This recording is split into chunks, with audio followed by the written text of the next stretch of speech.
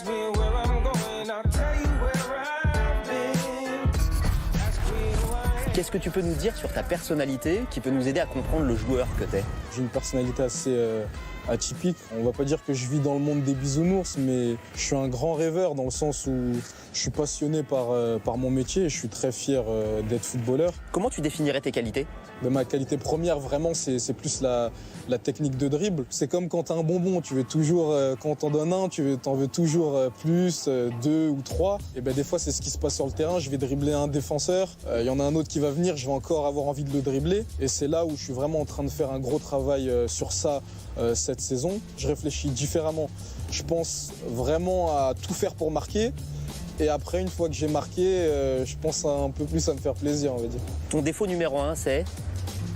Je suis trop honnête. C'est-à-dire?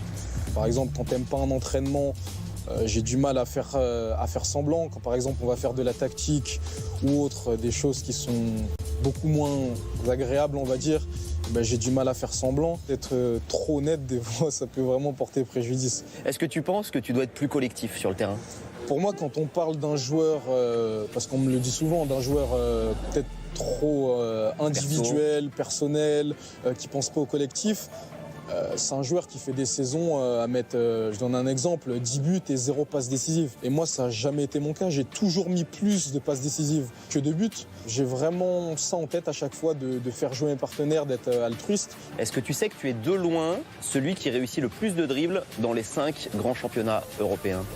Je le sais. Après, je préférais être mieux positionné dans la catégorie des buts ou des passes décisives. Tu préfères mettre un petit pont ou un but? Avant, je t'aurais dit petit pont. Maintenant, plus du tout. Je préfère mettre le petit pont et enchaîner avec un but. Maintenant, on recherche vraiment l'efficacité. Le reste, on s'en fout. Les stats. Exactement, j'ai que ça en tête maintenant. Qu'est-ce que tu réponds à ceux qui pensent que t'es un petit con? Ben, je le prends bien dans le sens où les gens souvent s'attendent à ce que je mette 3 buts par match ou à ce que je marque à chaque match ou une passe décisive. Donc on va dire souvent ils peuvent se retrouver déçus. Si les gens ne voyaient pas ce potentiel en moi, ils me prendraient pas, on me dit, comme un petit con, comme un petit branleur. Alors t'aurais un QI de 145, c'est vrai?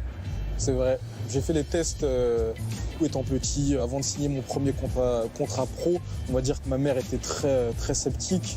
Elle voulait que je reste dans les études, que je sois enseignant ou quelque chose comme ça, mais je lui ai clairement fait comprendre que c'était vraiment pas pour moi. Mon QI il fonctionne vraiment pour ce que j'aime. Quand il y a quelque chose que j'aime pas, je peux être très stupide. Quand je mets du plaisir dans ce que je fais, on va dire que généralement mon cerveau il est très connecté.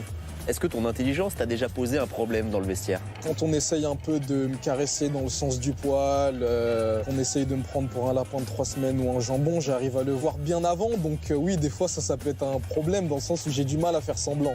T'es considéré comme un surdoué du foot depuis plus jeune âge. Est-ce que ça a parfois été difficile à vivre? Tout le monde sait ce dont je suis capable. Et ben, ça fait que forcément on attend énormément de moi. Et on va dire que c'est un peu difficile au début dans le sens où on n'est jamais rassasié. C'est comme avec mon ami Kylian en ce moment, on va toujours attendre plus de lui. Mais maintenant, je le comprends très bien et c'est pour ça que j'essaye de donner de plus en plus. Chez les jeunes, t'étais en avance sur Kylian Mbappé. Oui, c'est vrai que j'étais en avance. J'ai un regard sur ses performances, il a un regard aussi sur mes performances. Et c'est quoi son regard sur tes performances? Pareil, pour lui, je suis un génie incompris. Comment tu peux être aussi fort et avoir mis que 6 buts? C'est une très bonne question. On va dire que c'est proportionnel avec le nombre de buts qu'on a marqués. C'est pas bien de se cacher derrière les performances de l'équipe. Non, je me cache pas derrière les performances de mon équipe. La saison n'est pas encore finie, donc je vais essayer d'en mettre le plus possible. Comment tu définirais tes relations avec Patrick Vieira? Très bonne. Très bonne. Des fois un peu électrique, un peu tendu. Parce que t'es trop honnête? On est un peu pareil dans ce style-là et je pense que c'est ce qui fait que des fois on n'est pas forcément en accord parce que je vais toujours dire ce que je pense réellement et lui aussi c'est honnête et il sait être juste avec moi. T'as l'air un peu chiant à gérer quand même, non?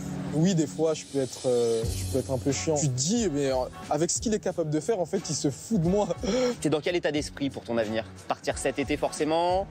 C'est sûr que j'ai envie d'aller au plus haut niveau et ça serait mentir de dire que j'ai envie de passer toute ma vie à l'OGC Nice. Mais je sais très bien qu'il faut faire le nécessaire déjà sur le terrain. Je verrai ce qui est possible de faire ou pas, où il est possible d'aller ou pas, et après je prendrai ma décision. Ton rêve ultime, c'est quoi? Mon rêve, ça serait de me retrouver avec tous mes potes dans la même équipe. Kylian, Ousmane, si ça peut être en équipe de France ou dans un club, ça serait vraiment mon rêve.